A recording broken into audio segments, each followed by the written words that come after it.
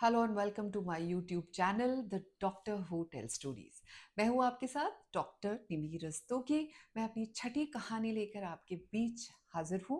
कहानी का शीर्षक है खामोशी।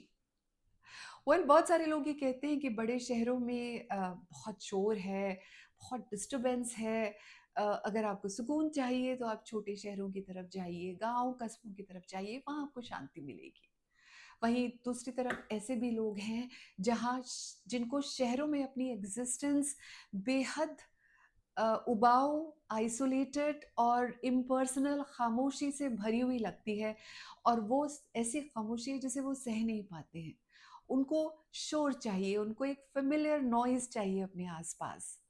Well, to each his own वाले प्रमाइस से अगर मैं चलूं तो मेरी आज की कहानी की प्रोटैगनिस्ट जिनका नाम है वृंदा, वो दूसरी श्रेणी में आती हैं। वृंदा रनकपुर राजस्थान के एक शहर से बिलोंग करती हैं। वो एक संयुक्त परिवार यानी जॉइंट फैमिली से हैं। और वृंदा मुझे बताती हैं कि उनके परिवार में 26-27 लोग रहते थे, जिनका खाना एक ही किचन से बनता था। और वो एक बड़े से 12-13 कमरों के हवेली नुमा घर में रहते थे। बहुत ही संभ्रांत उच्च कुल का उनका परिवार था। वृंदा कहती कि मेरे परिवार में मेरी मम्मी पापा के अलावा मेरे 4 चाचा चाचियाँ, कजिन्स और कुछ और भी लोग, जैसे 2 बुआ जो विडो हो चुकी थी वो, और साथ में उनकी जो खाना बनाने वाली आंटी मिसराइन जिसे वो कहती थी, उनके 1-2 बच्चे, उनके जो अकाउंटेंट थे जिसे वो मुंशी जी कहती थी, वो भी किचन से खाना खाते थे। तो एट एनी गिवन टाइम उनके घर में कोई ऐसा मोमेंट नहीं होता था जो शांति हो या 10-15 से कम लोग हो। उनके घर में बीचों बीच एक पीपल का पेड़ था जिसके आसपास एक मुंडेर सी बनी हुई थी। और शाम के टाइम जब पक्षी वापस अपने घर आते तो बहुत ही खुशनुमा माहौल वहाँ हो जाता था। तो पूरा परिवार वहाँ बैठ के इसके नीचे गुड़ की चाय पीता था, कचरी खाता था। और बहुत सारी बातें उन्होंने मुझे शेयर की कि उनके घर में कुआं भी था। तो जब उनकी चाची या उनकी मिस्राइन जब उसमें से पानी निकालती थी तो पानी, रस्सी की जो आवाज़ है और जो पानी बाल्टी में डालने की आवाज़ है, वो उन्हें संगीत जैसी लगती थी। वो कहते हैं कि कहीं किसी रूम से उनके किसी कज़न की डांस प्रैक्टिस के घुंघरूओं की आवाज़ आ रही है, तो कहीं मसाला कुट रहा है आंगन में बैठ के, और कहीं किचन से छौंक लग रहा है तो उसकी खास आवाज़ आ रही है। कभी दादी मुझे डांट रही हैं, कभी मेरी कज़न को उसकी मम्मी बुला रही हैं।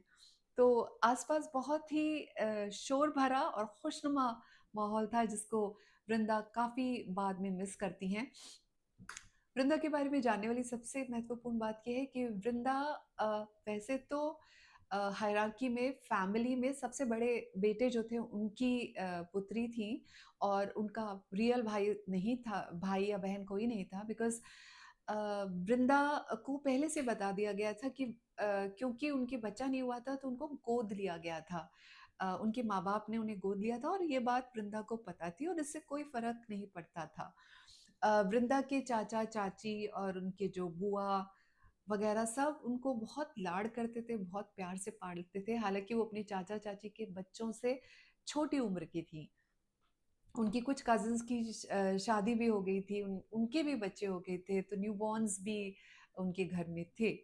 तो जिस तरह से वृंदा अपने फैमिली के बारे में बताती थी और कहती थी कि बहुत ही अनकॉम्प्लिकेटेड लाइफ थी, बहुत ही बढ़िया सा सात्विक खाना बनता था, कोई दिल में कोई ऐसी चीज़ नहीं रह गई थी कि हमें काश ये मिल जाए या ये मिल जाए। और बहुत ही सधी हुई मॉरलिस्टिक वैल्यूज़ वाली फैमिली थी। खैर, वृंदा पढ़ाई में अच्छी थी, देखने में बहुत अच्छी थी। उनके चाचा ने उनको जोधपुर यूनिवर्सिटी में एडमिट कराया, फिर उन्होंने मास्टर्स किया। और उसके बाद पढ़ लिख के जब वो आई तो फिर उस वक्त क्या हुआ था कि जब वो 17 साल की थी तो उनके फादर की हार्ट अटैक से डेथ हो गई। और उसके बाद उनकी अ, 4 या 5 साल के बाद उनकी मदर भी चल बसी। तो दादा दादी ने उनको माँ बाप का प्यार दिया और साथ में चाचा चाची थे, तो उनको कभी पेरेंट्स की कमी नहीं महसूस हुई। तो इस पूरे डोमेस्टिक एनवायरनमेंट में आप देखिए कि अगर कोई पली बली बड़ी लड़की है उसकी शादी हो जाती है एक न्यूक्लियर फैमिली में, मारवाड़ से जिनकी रूट्स जुड़ी थी, जोधपुर से वो फैमिली थी, लेकिन लड़का विदेशों में पढ़ा था तो वो बाहर ही रहा है। अम, और मैं बात कर रही हूँ अभिराज की, जो जिनसे बाद में वृंदा की शादी होती है। अभिराज एक न्यूक्लियर फैमिली से थे। फादर की उनकी डेथ हो चुकी थी, उनके कोई भाई बहन नहीं था। मदर को उनको अल्जाइमर्स था, तो वो गांव में रहती थी। वो बाहर से पढ़ के आए थे और उन्होंने बहुत ही अपने करियर में वो सक्सेसफुल थे, वेल ऑफ थे, लेकिन वो बहुत ही रिजर्व्ड नेचर के थे। बहुत कम बोलते थे, सूझबूझ वाले व्यक्ति थे। अ, वो बिल्कुल भी अपने आसपास शोर या पार्टीज या कुछ ऐसा बर्दाश्त नहीं करते थे। तो एक हवेली नुमा घर जिसमें 12-13 कमरे हैं और 25-26-30 लोग हैं, वहां से उठ के वृंदा आ जाती हैं दिल्ली एनसीआर में, नोएडा की एक हाई राइज सोसाइटी में 17वीं मंजिल पर, जहां उनका 2 BHK अल्ट्रा मॉडर्न फैसिलिटी से लेस घर है, उनका फ्लैट है। और बराबर में एक और फ्लैट है जो कि अनऑक्यूपाइड है। दोस्त कोई है नहीं, रिश्तेदार कोई आता जाता नहीं, पति जो है वो बोलते नहीं। तो वृंदा एक तरह के अम, खामोशी के वेब में फंस जाती हैं। और उन्होंने मुझे अभी तक याद है, उन्होंने मुझे ऐसे कहा था कि शादी के बाद मुझे ऐसे लगने लग गया था कि मेरी खुद की बोलचाल कम हो गई है और मेरे मुंह पे एक साइलेंसर लग गया है। तो मैं उनकी मनस्थिति समझ सकती थी, और जैसे कि पेशेंट्स मेरे साथ बहुत फ्रेंडली हो जाते हैं, तो ये सब बातें हम किया करते थे। अब वृंदा मेरे पास कैसे आई? वृंदा की कॉलेज की फ्रेंड जो थी वो गाजियाबाद में रहती थी, मगर पहले वो दिल्ली में रहा करती थी, तो वो मेरी पेशेंट होती थी। तो जब वृंदा प्रेग्नेंट हुई पहली बार, तो उन्होंने पूछा कि आप अपनी कोई गायनी बता दो। तो उन्होंने कहा गायनी है तो, लेकिन है दिल्ली में, तुम जाओगी कैसे? तो बोली कि अगर ट्रस्टेड है तो मैं चली जाऊंगी। तो Vrinda travel all the way from Noida to south Delhi, और फिर वो मेरे अंडर बुक हुई। बट अनफॉर्चुनेटली उनका पहला बच्चा तीसरे महीने में अबॉर्ट हो जाता है, प्रेगनेंसी फेल हो जाती है, और फिर हमें डीएनसी करनी पड़ती है। इस तरह say that was the end of the pregnancy. और उसके बाद वृंदा बहुत अपसेट हो जाती है, क्योंकि बहुत बहुत शिद्दत से कोशिश कर रही थी। उन्होंने अब सोच भी लिया था कि मेरी फैमिली अगर बड़ी नहीं है तो मैं बहुत सारे बच्चे पैदा करूंगी, बड़ा सा मेरा एक लार्ज परिवार होगा जहाँ एक दूसरे की केयर करेंगे सब, घर में शोर शराबा, रौनक होगी।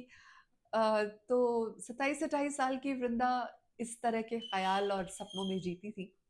जब उनका अबॉर्शन हुआ तो वो उन्हें ऑब्वियसली बहुत शॉक लगा, वो बहुत दिनों तक डिप्रेशन में रही।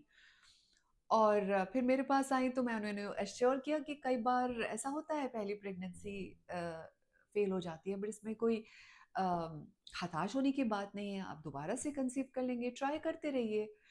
But as the luck would have it, उस कंसेप्शन के बाद वृंदा प्रेग्नेंट नहीं हुई। 1 साल बीत गया, 2 साल बीत गए, उन्होंने काफ़ी नेचुरल ट्राई करा। एक तो उनके हस्बैंड बहुत ट्रैवल करते थे और प्रोजेक्ट्स पे जाते थे, तो वो अकेली रह जाती थी पीछे से। फिर उन्होंने ड्राइविंग सीखी और फिर वो क्लिनिक मेरे पास रेगुलरली आने लगी। फिर हमने उनके बहुत सारे टेस्ट किए। उन्होंने मुझसे साफ कह दिया था कि आप जो ट्रीटमेंट, जो टेस्ट करना चाहें करिए, मुझे बच्चा चाहिए। खैर हमने बहुत सारे उनके टेस्ट रन किए, सारे टेस्ट नॉर्मली ठीक ठाक ही आते थे। हमने एक बार शायद उनके हस्बैंड को एग्जामिनेशन के लिए बुलाया, तो उनका जो बेसिक टेस्ट होता है वो तो नॉर्मल, विद नॉर्मल लिमिट्स था, लोअर साइड पे था। तो हमने कहा अभी कोई प्रॉब्लम नहीं है, लेकिन कई बार कुछ इम्यूनोलॉजिकल फैक्टर्स होते हैं, कुछ अननोन फैक्टर्स होते हैं बच्चा ना ठहरने के। उसके लिए हमें फिर फर्टिलिटी ट्रीटमेंट उन्हें एडवाइस करना पड़ता है। तो हमने आईयूआई उनको एडवाइस किया पहले, which is just short of IVF. IUI हमने उनका किया, वो बहुत होपफुल थी, लेकिन वो भी फेल हो गया। 7 साल बीत जाते हैं, वृंदा हमारे पास ऑफ एंड ऑन 2-3 महीने में आती हैं। एक दिन, अच्छा इस दौरान वृंदा मुझे बताती हैं कि उन्होंने जॉब ले लिया है, हालांकि उनके हस्बैंड नहीं चाहते थे, लेकिन उन्होंने, क्योंकि वो वेल क्वालिफाइड थी, तो उन्होंने एचआर का जॉब उनको मिल गया। तो वो रोज़ काम पे जाती हैं, she is liking it. Distraction की वजह से वो खुश थी, उनको एक पर्पस मिल गया था, उनको एक सर्कल मिल गया था जहाँ पे ऑफिस कलीग्स थे, फ्रेंड्स थे, उनका एक रूटीन बन गया था। और मैं हमेशा अपने क्लाइंट से कहती हूँ कि प्लीज़ अपनी वर्क लाइफ को नर्चर कीजिए। पर्सनल लाइफ एक तरफ है, लेकिन आपकी आइडेंटिटी, आपकी वर्क लाइफ, आपकी फाइनेंशियल इंडिपेंडेंस बहुत ज़रूरी है हर लिहाज से, चाहे किसी भी इनकम ग्रुप से बिलोंग करती हैं। और कई बार तो पेरेंट्स या पार्टनर्स मुझसे नाराज़ भी हो जाते हैं कि आपके इनके दिमाग में आप रिबेलियन थॉट्स भर रहे हो। खैर आगे बढ़ते हैं। वृंदा ने जॉब ले लिया था, मुझे गाहे बगाहे वो मैसेज भेजती रहती थी। मेरे ख्याल से प्रेगनेंसी का ख्याल उन्होंने छोड़ दिया था। हस्बैंड दिन पे दिन प्रगति करते जा रहे थे, वो 2 BHK से 4 BHK में शिफ्ट हो गई थी। इधर मायके में जाना उनका कम हो गया था, and she was getting accustomed to the life in a big metropolitan city. एक दिन वृंदा का फोन आता है that she wants to see me urgently. Well, very well. जब वो अंदर आती हैं तो उनके हाथ में एक स्ट्रिप है, और उसको वो सामने रख देती हैं, कुछ नहीं कहती। उस स्ट्रिप पर 2 लाइन्स हैं। अरे वाह! मैं उनको कंग्रेचुलेट करती हूँ, वेरी वेल। जिस इंसान को हम 7 साल से कोशिश कर रहे हैं कि वो नेचुरली या विद मेडिसिन या with efforts with technology conceive कर जाए, वो इंसान बिना कुछ किए, जब हमने सब कुछ करके छोड़ दिया, तब वो 5-6 महीने के बाद अपने आप नेचुरल कंसेप्शन के साथ आ जाता है। इससे अच्छी क्या बात हो सकती है? तो वो सुनती रहती हैं, तो हम प्रिस्क्रिप्शन पे उनके बेसिक टेस्ट और वो सब लिख देते हैं, और हम उनको ये भी कहते हैं कि देखो पिछली बार अबॉर्शन हो गया था, तो 9 हफ्ते तक तो हम बहुत एहतियात रखने वाले हैं, 9-10 हफ्ते तक। एक बार ये तीसरा महीना क्रॉस हो जाए, उसके बाद वी कैन ब्रीथ ईजी। हम अपना पूरा ज्ञान उनको दे देते हैं। अब वृंदा चुपचाप बैठी हैं, या तो थोड़ी डरी हुई हैं अपने पुराने एक्सपीरियंस से, या कुछ और बात है। ये वो वृंदा नहीं है जो बहुत ही चपल और बहुत ही बातूनी और बैठकर गप्पे मारने वाली वृंदा, ये वो नहीं लग रही है।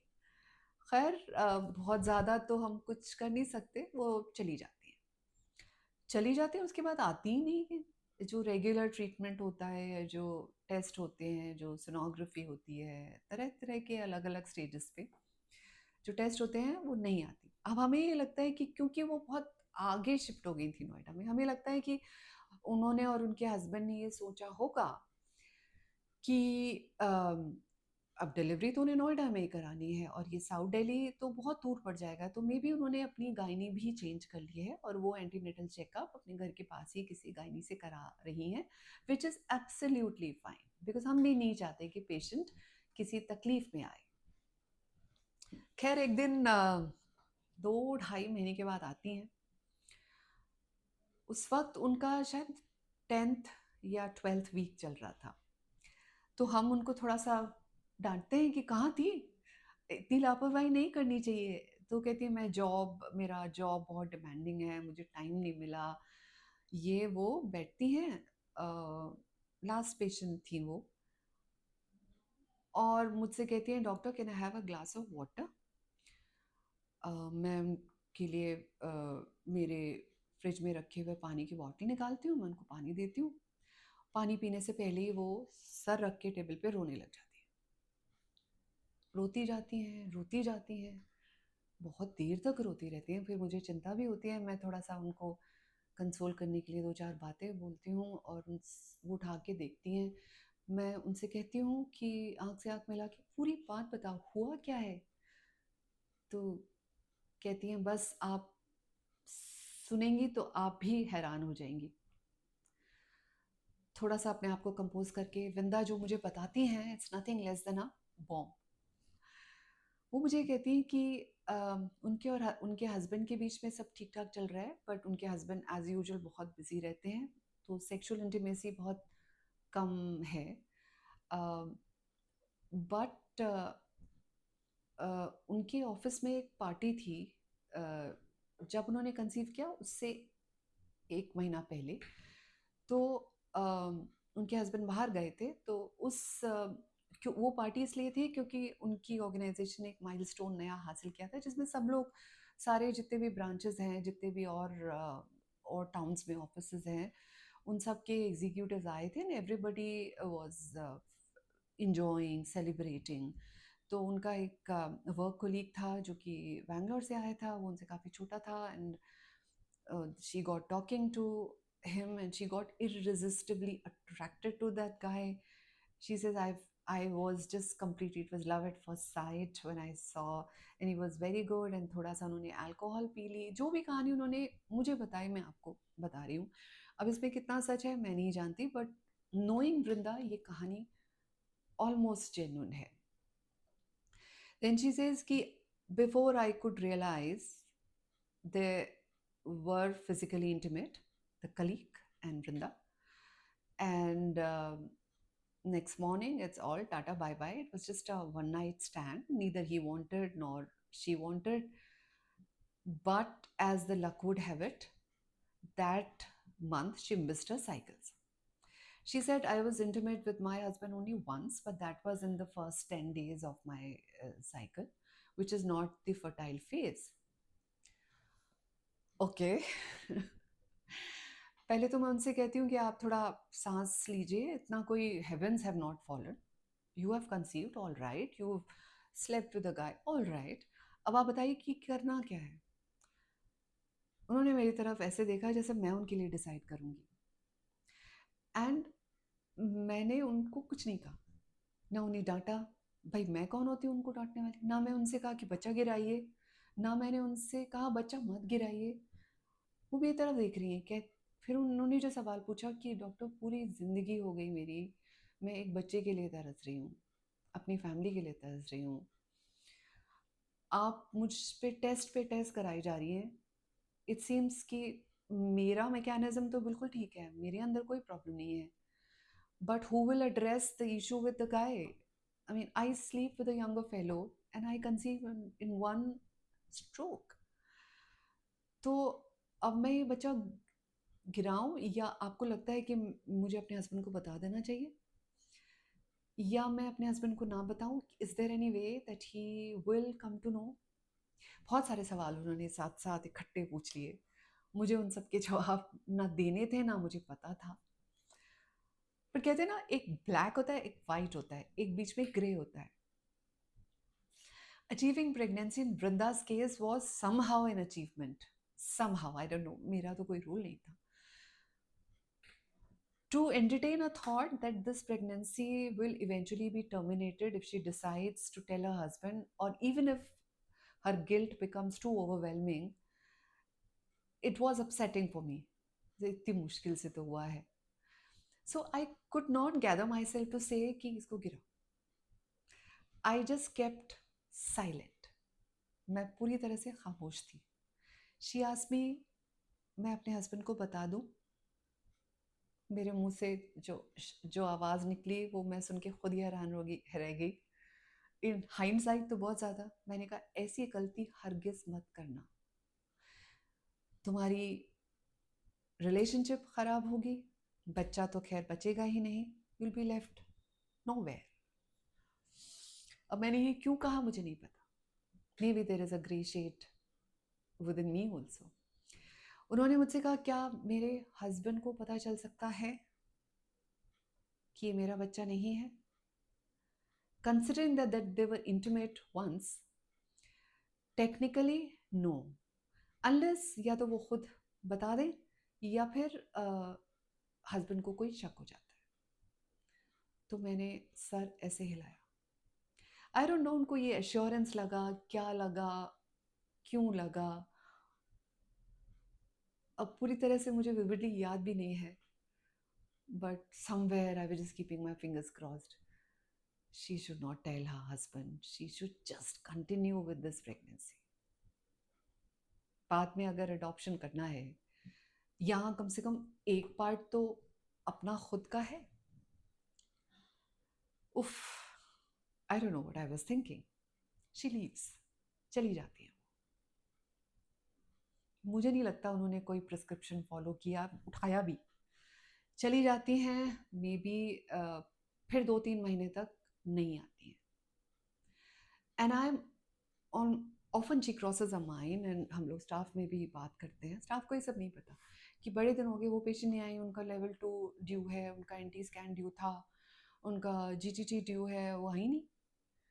तो हम सोचते हैं अब तो 18-19 वीक्स होंगी, वो इस तरह से टाइम बीतता जाता है। हम सोचते हैं कि वो कंटिन्यू कर रही हैं pregnancy. No news is good news, क्योंकि अगर अबॉर्शन के लिए आती तो भी आती ना। Okay, leave the patient alone. एक दिन बहुत लेट इवनिंग था, तो मुझे बोला गया कि अपॉइंटमेंट नहीं है मगर वृंदा जी आई हैं। अब हमारे यहाँ क्या है, पेशेंट जो रेगुलरली आते हैं ना, वो हमारे स्टाफ के साथ भी बहुत फेमिलियर हो जाती है।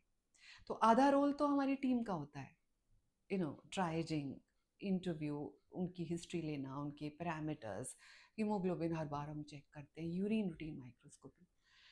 तो हमारा स्टाफ उनसे पूछता है कि वृंदा कहाँ थी? कुछ भी नहीं कहती है, कहती हैं कि बहुत कमज़ोरी हो रही है मुझे। तो नर्स जो मुझे अंदर प्रिस्क्रिप्शन दे के जाती है, वो कहती है कि she is looking very weak doctor, there something wrong with her pregnancy. अब वो आई है शॉल ओढ़ के, और बहुत दुबली पतली थी। हमें नहीं उनकी मतलब हमें नहीं पता प्रेगनेंसी में उनकी क्या कॉम्प्लिकेशन है, क्यों इतनी वो एनीमिक, चेहरा एकदम पीला पड़ा हुआ है, आंखें एकदम हॉलो। एंड पता नहीं ये वो वाली वृंदा तो नहीं है जो हमेशा हंसती आती थी, दुबली पतली थी लेकिन वेल नरिश थी और अच्छी खासी थी। आती हैं बैठती हैं, मैं उनको देख के हैरान हो जाती हूँ। मैं कहती हूँ अरे क्या कर लिया अपना हाल? खैर छोड़ो, वो तो हो जाएगा। Tell me, is the baby kicking? अब तो अंदर मूव कर रहा होगा। इज कैलकुलेटिंग रफली 23-24 वीक्स का एम्ब्रियो होना चाहिए, जिस लिहाज से उसका लास्ट अपॉइंटमेंट था। She looks at me, this time she doesn't cry. She tells me, doctor baby is gone. आंखें बंद कर लेती हैं। Gone? Gone where? What do you mean? You mean तुम्हारा सेकेंड टर्म में अबॉर्शन हो गया? Oh god no, please no, tell me कि ये जो मैं सोच रही हूँ नहीं है। She says baby is gone. तो मैंने उससे, and then she had eyes moist. मैंने उनसे पूछा, Vrinda this very important for me to know कि हुआ क्या। फिर जो उन्होंने कहानी मुझे बताई वो इस तरह है, जो इस पूरी स्टोरी का सार है। उन्होंने मुझे कहा कि डॉक्टर, मैं पूरी ज़िंदगी रिलेशनशिप के मामले में बहुत अनलकी रही हूँ। मेरे बायोलॉजिकल पेरेंट्स ने मुझे अबैंडन कर दिया, मुझे पता ही नहीं वो कौन है। मेरे फॉस्टर पेरेंट्स ओल्ड थे, एक एक करके उनकी डेथ हो चुकी है। अ, मेरे जो रिश्तेदार हैं वो रिश्तेदार भी इतने ज़्यादा क्लोज अब नहीं हैं। मेरे हस्बैंड में की फैमिली में कोई है नहीं। एक मेरे कंसीव हुआ था बच्चा, वो 3rd मंथ में अबॉर्शन हो गया। अब मेरे पास एक सॉलिड रिलेशनशिप है और वो है अभिराज मेरे हस्बैंड के साथ, हु मीन्स वेल। वो जैसे भी हैं, मेरी रिलेशनशिप उनके साथ स्टेबल है। मैं इस चक्कर में कि मैं ये बच्चा कंटिन्यू करूं, मैं उस रिलेशनशिप को स्पॉइल नहीं करना चाहती थी। और उन्होंने एक बात और कही मुझसे। उन्होंने कहा कि अगर मैं ये प्रेगनेंसी कंटिन्यू करती तो मुझे अभिराज के सामने जिंदगी भर मुंह पे साइलेंसर लगाना पड़ता। बहुत सारे मोमेंट्स ऐसे आते जो when I would have been close to telling him, but मैं पीछे हट जाती तो जिंदगी भर मुझे खामोशी का दामन पकड़ना पड़ता। Doctor, I abhor silence. I just hate silence. I don't feel normal if I have to hold back something. Silence is my killer. मैं उस साइलेंस के साथ जी नहीं सकती थी। मैं उनकी बात समझ गई, लेकिन हुआ क्या, किया क्या तुमने? शी सेज 15-16 हफ्ते तक तो उन्होंने किसी तरह से अपनी गिल्ट को दबा के प्रेगनेंसी को कंटिन्यू किया। तो मैंने कहा मेरे पास क्यों नहीं आई? तो बोली कि आपकी बॉडी लैंग्वेज से ऐसे लग रहा था कि आप चाहती थी कि ये बच्चा मैं रखूं, और मैं जिस द्वंद से गुजर रही थी उसमें आप सही इंसान नहीं होती मुझे एडवाइस देने के लिए, हालांकि मैं आपकी बहुत इज्जत करती हूँ, तो इसलिए मैं आपके पास नहीं आई। यहाँ मैं थोड़ा सा रुकी, मन में सोचा, have I been giving wrong signals और have I not been sound. देखिए, कोई इंसान हर टाइम सही हो ऐसा हो ही नहीं सकता। मेरे डिसीजंस या मेरा जजमेंट गलत हो सकता है, मेरी एडवाइस भी कच्ची पक्की 19-20 हो सकती है, बट क्या ये इतना एम्बिगुअस था डिसीजन? उस वक्त तो मेरा दिमाग चकरा गया था। खैर, उन्होंने कहा कि उन्होंने हिम्मत करके एक किसी छोटे से क्लिनिक में, जो कि रूरल नोएडा में, यानी कि आप सोचिए उत्तर प्रदेश के किसी गांव कस्बे में कोई क्लिनिक था, जहाँ वे बिना सवाल पूछे, बिना हस्बैंड की प्रेजेंस में उन्होंने 18 वीक्स का, यानी कि फुल फ्लेजेड 18 हफ्ते का, आधी प्रेगनेंसी समझ लीजिए, वो फीटस अबॉर्ट कराया। अब वहाँ पे ये इसलिए कर दिया गया क्योंकि वो शेडी क्लिनिक था, वहाँ पर सेक्स डिटर्मिनेशन वाले केसेस आते थे और फीमेल फिटिसाइड के केसेस आते थे। तो वो इलीगल जगह थी और वो लोग कोई सवाल नहीं पूछते, उनको तो बस कैश चाहिए होता है। और ये बात है आज से 8-9 साल पुरानी, और ये हाल होता था तब। अब तो पीएनडीटी कानून बहुत ही तगड़ा है और बड़े शहरों में तो ऐसा सुनने को नहीं आता, लेकिन छोटे शहरों से अभी भी ये बात सुनने को आती है। तो उन्होंने इतना बड़ा रिस्क लिया, उन्होंने एक less than appropriate equipped unhygienic clinic से अपना टर्मिनेशन कराया। और वो टर्मिनेशन ऐसा था जिसमें she lost a lot of blood, the bleeding continued for a month, she became anaemic, she cat caught some infection, उनको पीआईडी हो गया है, यूट्रस में फ्री फ्लूइड है, her health is ruined, and possible ये है कि वो आगे वो कभी कंसीव न करे, क्योंकि ऐसे में कई बार ट्यूब्स ब्लॉक हो जाती हैं, ट्यूबल इन्फेक्शन हो जाता है, चिपक जाती हैं। उन्होंने इतना बड़ा खतरा, जिंदगी का खतरा, बच्चा ना होने का खतरा, लीगैलिटी का खतरा मोल लिया, क्योंकि उनकी गिल्ट उनको मार रही थी।